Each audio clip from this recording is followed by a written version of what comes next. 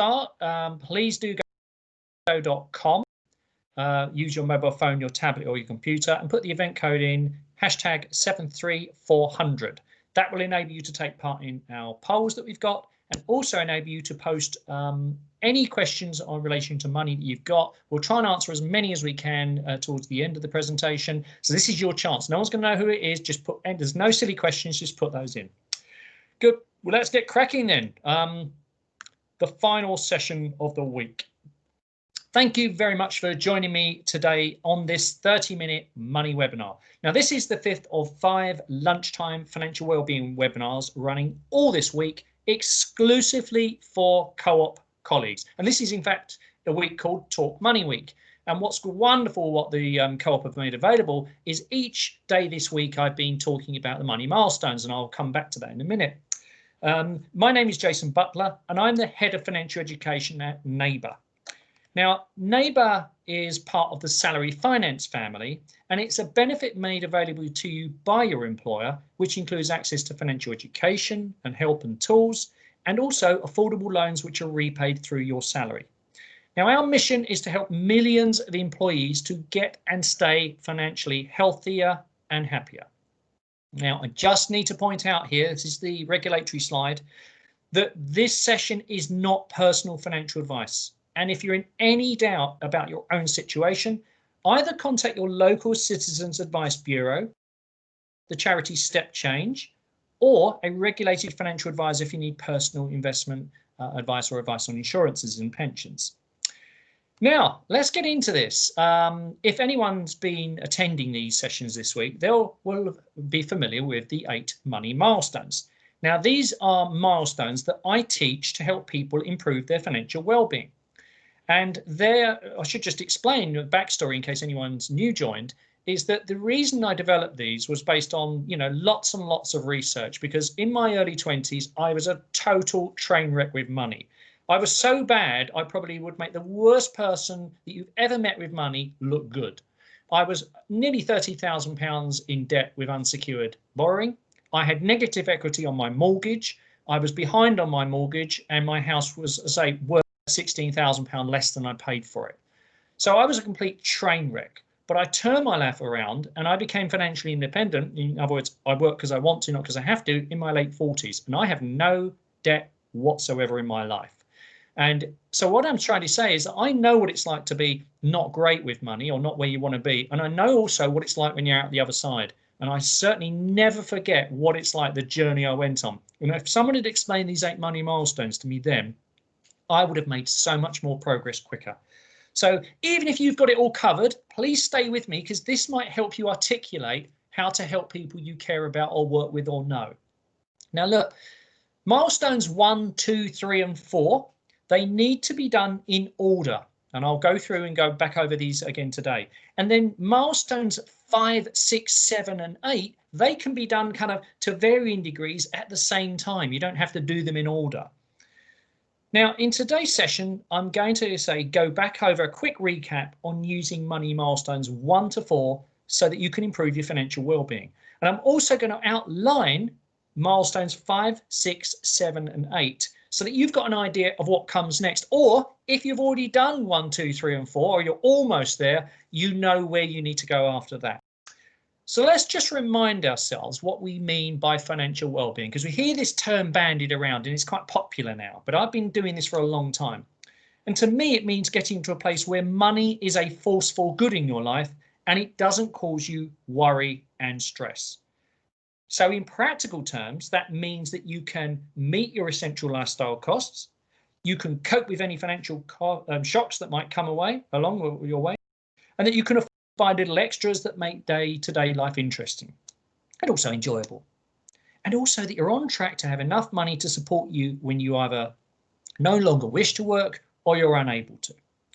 So what that really means then, if you think about it in this graphic, is you secure your present by getting well organized with your money, knowing where everything's going, where it's all coming from, having your truth, as I called it in session 1 this week, being able to deal with any debt you've got, and also being able to cope with any crisis that you have. That's called securing your present. That's what milestones 1, 2, 3, and 4 are about, which we're just going to go over.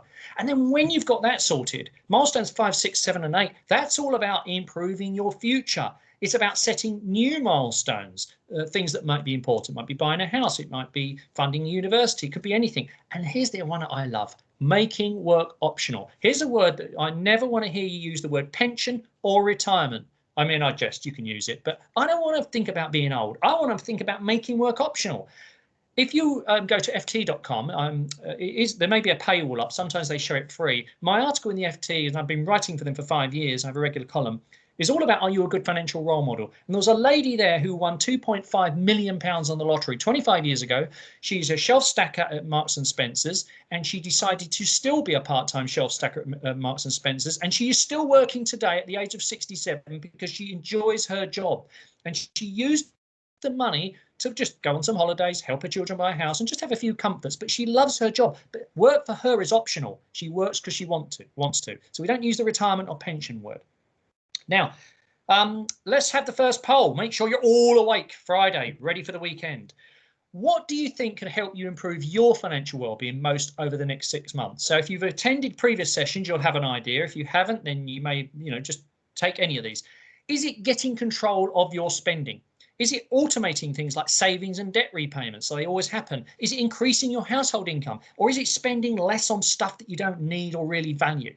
So go to slido.com, event code hash 73400.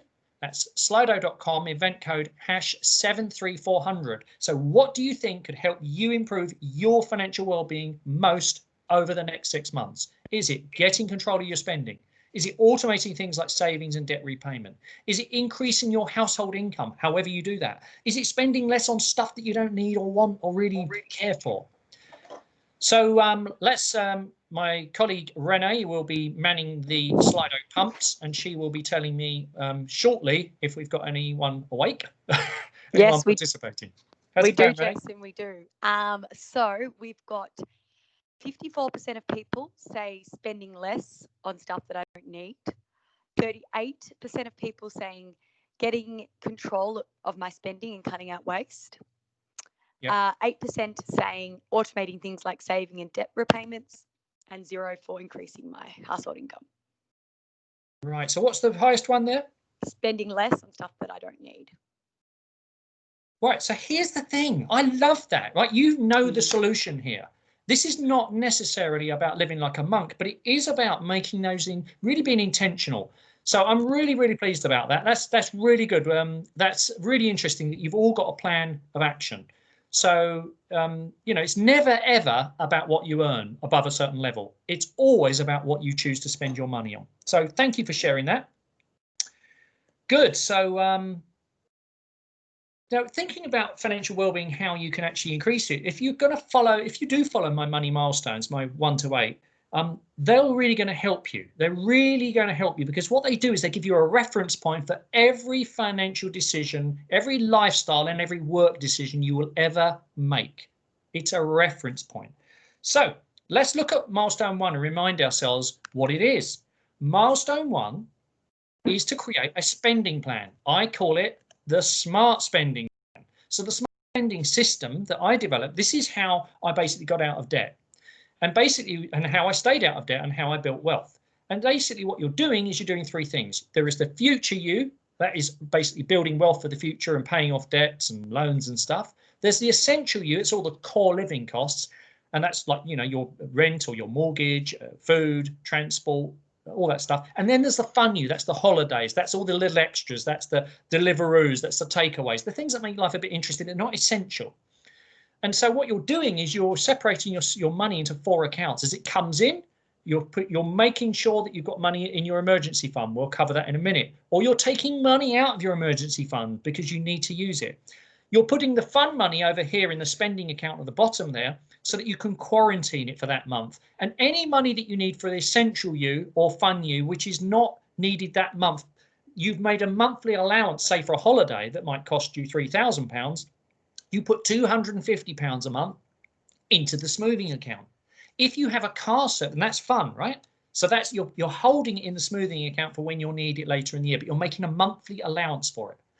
And when it's any essential stuff like car service, say your car costs £300 to service, that's an essential you because you need the car to run. You'll put £25 a month from current account into the smoothing account. So you see what you're doing is partitioning your wealth, and you're allocating it according to the three different U's: future you, essential you, or fun you. All right. And this is the simplest way that I know of helping people control their money. And it is a framework. It is not a straitjacket. Now, milestone 2. This is create, if you do not have one, a starter emergency fund of £1,000. This is a dash for the finish. You do whatever you can to sell gear, to reduce costs, to earn more, do whatever is necessary to get that first £1,000, because all the research shows if you have £1,000 over here on savings, even if you've got debts, it gives you that buffer that stops you taking on more debt and falling into bad habits. So it's there just to stop you. Then once you've got your £1,000, you can then move on to money milestone 3. Now, this is my favorite session of the week. It's my favorite topic because it's the one that has the most transformational impact on people's happiness, well-being, and their ability to thrive as individuals. It's pay off all non-housing debt, starting with the smallest and finishing with the biggest. So we call this the snowball method. The snowball method has been shown to be the single most psychologically successful way of people getting rid of non-mortgage debt, where they have either found it difficult to do so in the past, or they lack motivation, or they're just somehow life sort of is holding them back. So most people are carrying debt, non-mortgage debt, for long periods of time, and they don't always see it as an issue. So what you do is you reorganize the debts. It's not about the interest rate. You put the smallest debt first and you line them all up, smallest to largest. You put everything you possibly can afford into that smallest debt and put everything else on minimum payments. You smash that first debt until you then put the monthly payments, the money you're not paying on the first debt, when that's finished, onto the second debt, onto the third debt, onto the fourth debt. So eventually you are smashing the largest debt. We mentioned that you might be able to get a cheaper neighbour loan for the largest debt, the one that's going to take you longest. But the real reality is you're going to get out of debt by really hammering this stuff, and you put as much as you can into the smallest one and then you move up the line. And then when you finish repaying the debt, then you can move on to money milestone 4. Now, money milestone 4 is basically build on the starter emergency fund of the 1,000 or whatever you've got there, and then take that to 3 to 6 times your core living costs. Now, remember I mentioned about essential living costs. That's not the holidays. That's not necessarily saving for the future. This is the money that you need to keep the lights on. This is the money you need to function. This is the money you need to get to work. So the 3 to 6 months figure, and I gave you in that session, I explained to you how you could work out whether it's 3 to 6 months based on your preferences, based on the security of your household income, based on any changes that might happen in your situation. I personally hold 12 months living expenses in cash, which means that when the stock market dropped off a cliff in March, April, COVID hit, yes, I was concerned, like everyone was. Yes, I was concerned about COVID. But for me, I knew I could ride the storm. It's no big issue, okay? And 12 months is a long time, as we all see. And the stock market then rose about 30, 40%. So the point here about having accessible cash of at least 3 months, if your core costs are £1,500 a month, that means you need 4,500. And I had a question the other day from someone, when is the right time to invest? I said, have you got any non-mortgage debt? Have you got a fully funded emergency fund? Until those two things are done, you can't invest. You have no right investing anywhere, okay? And what this does is when you've got this accessible cash, it sounds like a lot of money, and it is a lot of money. And you have to really be focused until you got to it. But the point here is that once you've got the accessible cash, life becomes easier. Money wants to hang out with people who aren't needy. It wants to hang out with people who feel they've got a handle on stuff. You will find opportunities. You will take more risks. You can take more risk. You will have less tension with your partner. This emergency fund, I say there's 3 things that I hold dear in my life. Not sure if I said this the other day, Rene, but one is my smart spending plan. The other is my emergency fund. And the other is my wife for 25, nearly 26 years, Jane. Can't have one any one of those in isolation. I need all three to be happy in my life because I can handle anything. And then milestone, once you've done that, so you've done milestones 1, which is your smart spending plan. Milestone 2, you start your emergency fund. Then milestone 3, you've got rid of all the non-mortgage debt. Then milestone 4, you fully fund that emergency fund to the level that makes sense to you.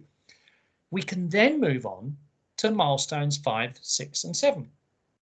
So I'm just going to point these out to you so that you have an understanding of these. If either you've gone past point 4, milestone 4, and you can understand how they go. I'm very happy to take questions on this. So milestone 5 is make sure that you are contributing 15% of your gross household income to long-term investments. So long-term accounts. Your pension scheme with a co-op can include that, but the 15% does not include the co-op's contribution.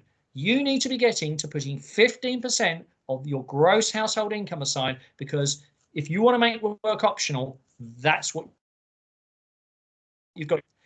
Then the other thing here in milestone 6, and I can't stress this enough, is having enough of the right human insurances, so income protection that pays you if you are unable to work for very long periods of time due to illness or disability. So remember, if you've got 6 months of core living costs in your emergency fund, you need to make sure you've got insurance that keeps paying you your income if you're unable to work for 6 months or more. So check what you've got through your employer and see if you need to make any additions. And life assurance. Now, you obviously get death in service benefits with the co-op, but that's obviously linked to your salary. And you might actually need more of that. And life assurance is cheap as chips. It is the cheapest thing. You can go online and buy it for virtually nothing, cost you nothing. I'm 51 years of age. I have a policy which I'm rather attached to, which I don't actually need, which is £1.2 million of cover. From when I used to have a company, and it cost me £100 a month. That sounds a lot, but for me, it's a great investment. If I do go under the proverbial bus, it's a great investment for my family, and I don't even need the cover. So you can probably buy £100,000 of cover if you're about 30, 35. You can probably buy that for £12, £15 a month, peanuts. And make sure you have a will in milestone 6, because no one wants to die. No one thinks they're going to die, but don't leave a mess. Milestone 7 is then work really hard to pay off the home mortgage early. When I paid my mortgage off, it was like, well, obviously no one can see you've paid off your mortgage. You can't tell by looking at me that I have no debt, but I know, I feel and act differently. Rennie knows, she's heard this story so many times, but when I paid off my mortgage, I said to my wife, our mortgage, I said to Jane, I said, it's done, it's gone, it's out of our life. And she said, what? I said, the mortgage. And she said, I literally changed overnight. And then the final one, milestone 8, is accumulate wealth by investing and building wealth through investing. And that may be more into the pension, or it could be ISAs, or it could be whatever, but also giving. And my article this week, as I say, in the FT is all about not just that lady who made work optional and chose to continue being a shelf stacker at Marks and Spencer's, but also giving your time and money to causes and things that help wider society. Because when you live like nobody else, you can then give like nobody else. And that's so powerful.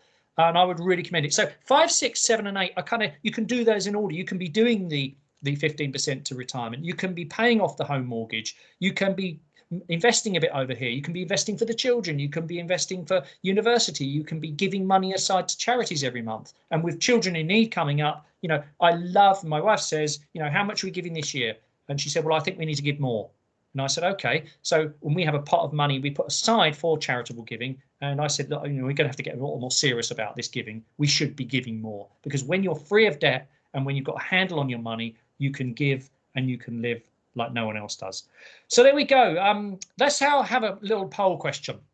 They are the milestones. How useful do you think the 8 money milestones will be to help you make good decisions in the future? So go to slido.com, event code #73400. Is it a lot, a fair bit, a little, or not much? This is where the rubber hits the road. So how useful do you think the 8 money milestones will be to help you make good decisions? Just show them to you there again, and you will have access to the recording of this, and we'll make sure you have a download of that. Is it a lot, a fair bit, a little, not much? How's it going, Renee? We got some life out there? Yes, very good. You're going to be happy with these results, Jason. Yeah. So we have a lot, 77%, Oh, I love it. Hang on. Stop. I know. 77%. 77%. It was 100% Speak up a for bit. I can't hear you. sadly went down a bit.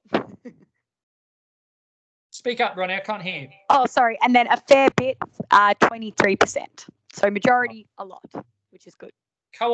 The co-op gang, you are my favourites. I love you with all my heart.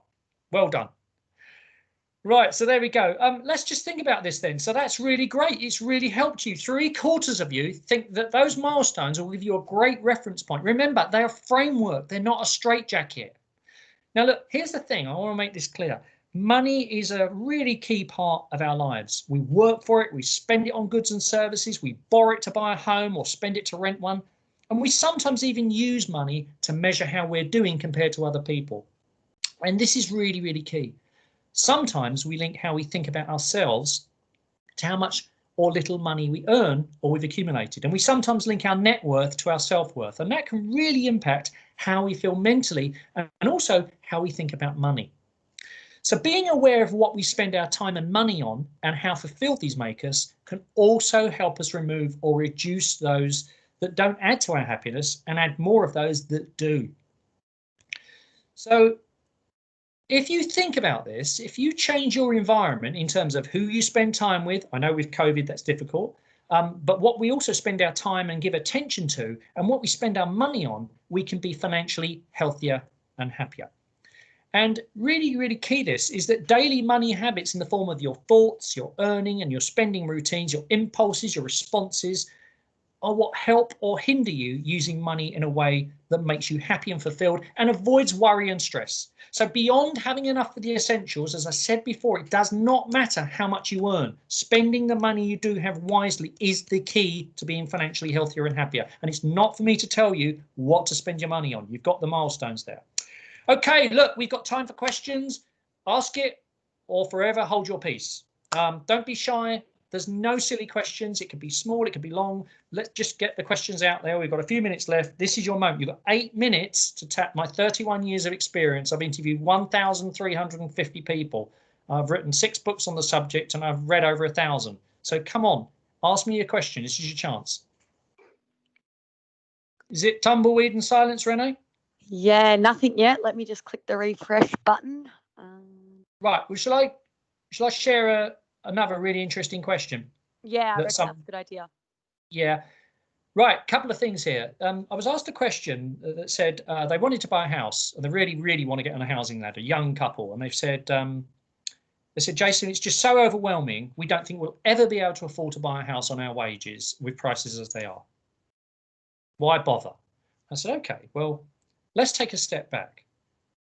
Let's not think about painting the whole bridge, metaphorically speaking. Let's just take the first step. Whenever you're faced with something which seems so overwhelming to you, what you've got to do, yes, that gives you the general direction. You want to own your own home for whatever reason. You know, it makes sense in the long run economically. It also makes sense emotionally. It just makes sense in the long run. Don't think like a victim. Don't feel overwhelmed. The first thing is to take the first step. The first step is to get really clear about what you're spending your money on and go through the money milestones. And therefore, once you've got to your emergency fund, you can keep building on that. So what you're then going to do is you're going to keep building on that emergency fund. You're going to build on that separately and start just taking the first step of saving money. So when you've got a choice of having a Deliveroo or a choice of having that tattoo or a choice of going on that swanky holiday, you have to decide what is more important. Spending money that once it's gone, it's never to be seen again. Gone. As I said to Rihanna, when you've got the money and then you spend it to buy stuff, you no longer have the money, you only have stuff. Versus making progress, and it's about making progress, not perfection, towards the deposit on your house. And it's amazing how once you get momentum and take that first step, don't think about how much you've got to get. It might be 25, 30,000 pounds you've got to get. And you might only have 500 pounds. Just think, okay, I'm going to focus. I've got 500. I'm going to get to 1,000. Then I'm going to get to 1,500. Then I'm going to get to 2. Make progress, get momentum, be kind to yourself and start moving in the direction. And the funny thing with that couple is that they have started doing that. And they've said, we've actually now really got behind this common goal of building deposit. And it's amazing how when you've got a common purpose, even if it is going to take 2 or 3 years, the couple, 2 or 3 years, here's the thing. Prices might right themselves. There might be a crashing housing prices. because prices can't just keep going up forever. And all you've got to do is keep being patient. Keep being patient. Keep saving the money. Keep saving the money. When you get inheritance, when you win something, when you get a bonus, when you sell off something out of your head, why downscale your car. There's loads of things you can do when you understand what your priorities are and just make the next step. Now, another question I was asked recently relates to when is the right time to invest? The right time to invest is when you've done milestones 1, 2, 3, and 4. And someone said to me, okay, well, what does that mean, investing? Well, you're investing, aren't you, also through your pension scheme? So I said to the person, yeah, are you doing 15% of your household income into for retirement, whether it's pension pot or whatever? For most people, the workplace pension will be the bedrock of their money for retirement, their money for making work optional. And here's the thing, if you aren't in the workplace pension or you've opted out of it, get back in, because it's so essential, because you get free money both from the co-op and you get free money from the government in terms of a tax rebate. And if you're not in the pension scheme, you are wasting, and then what else is going on? You've got to be in the pension scheme. And when you're young, when you're under 40, your contributions will make you 4 or 5 times more than someone in their mid to late 40s. So the early contributions, together with the co-op contributions, together with the government contributions, and assuming it's invested in a reasonable fund, they make really, really good returns. So early investing, even if it's a struggle, do not give away your future by thinking you're saving some money and not being in the pension scheme now. Have we got any questions there, Renee, or not? We're very quiet today. Yes, no, we've had quite a few come in. Okay, right, fire away. Okay, let's go with if you now have a good safety net of 3 to 6 months worth of living costs, where do we go next with investing further? We do 15% for retirement invested in long-term growth type funds. So our starting position is going to be using, for most people, it's going to be using the workplace pension scheme. Okay. All right. Cool. And once you've done 15%, and the co-op contributions are on top of that, once you've done 15%, you can then start looking at investing in longer range funds via things like ISAs, JISAs for children, etc. But it's not the account that matters, it's what you invest the money in, you know. So for most people, if you've got a very long time horizon, then something like a global equity index fund or a lifestyle fund or something that gives you a choice of risk ratings will make sense. Remember, if you've got a very long time horizon, 25, 30 years, you can afford to have volatility in pursuit of additional higher return. And capitalism tends to repay you for patience. Next one. Should we consider increasing our pension contributions ahead of an emergency fund / clearing debt if we are within 10 to 15 years of retirement? No. No. Okay. Because here's the thing. What's happening? I don't want you to not be in the pension fund. I want you to do the core and do what you need to do to get the employer's contribution. But you need to get clear of that debt, and you need to build the emergency fund to give you that resilience. Okay. When paying off a mortgage, does it matter if you overpay slightly each month or save up lump sums? Say that again, sorry. So when paying off a mortgage, does it matter if you overpay slightly each month or save up lump sums? No, pay off every month, pay off over every month. And one of the beauties about paying off monthly is you won't notice it. You just get used to it, and your spending, your lifestyle gets adjusted. You just see that as a cost. I always overpaid everything I possibly can into the mortgage every month. I just set the figure at the same amount. Doesn't matter what was going on, and if I had a bit extra, I put it in. And then sometimes if I had a one-off come in, I might say, okay, I've got £5,000 come from somewhere. I'm going to put 2,500 in the mortgage and 2,500 in my fund pot. It's not all about, you don't have to be living on rice and, bread and crackers and cheese and crackers forever. But I would strongly recommend you do it, because the earlier you can get the money, most mortgages are calculated on a daily basis and reset every month. So I would strongly suggest you do it monthly. Okay. What happens if I finish the 8 steps and have a small sum of inherited money? How could I best invest it?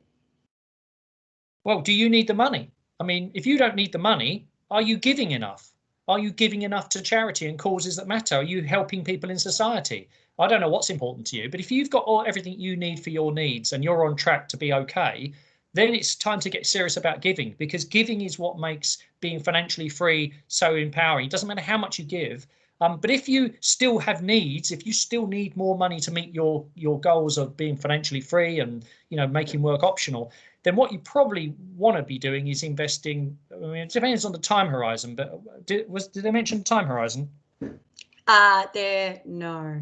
No. So if you've got 20 years or more and you don't want, and this is not money you want to give to charity or give to family members or help other people, it's for your own needs, then probably within, if it's a 15, 20-year time horizon, I'd be looking at some kind of growth fund that has, you know, equities and perhaps some, you know, a mixture, a nice diversified portfolio. But I think we're running out of time there for questions, Renee. So I think we get on. No worries. Yeah. So let's just have a look now. The final bit here is I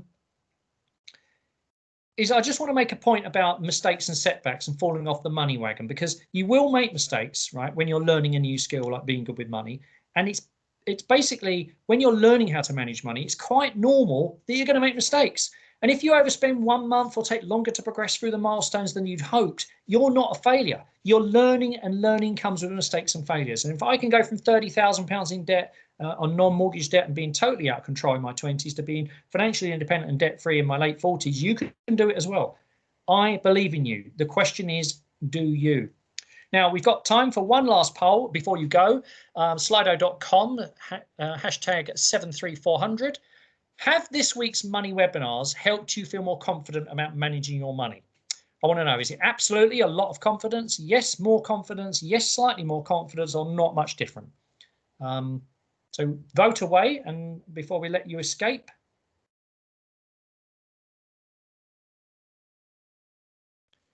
Have this week's money webinars helped you feel more confident about managing your money? Absolutely a lot more confident. Yes, more confident. Yes, slightly more confident. Not much different.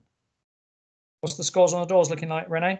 Yes, good results. So 55% have said yes, more confident.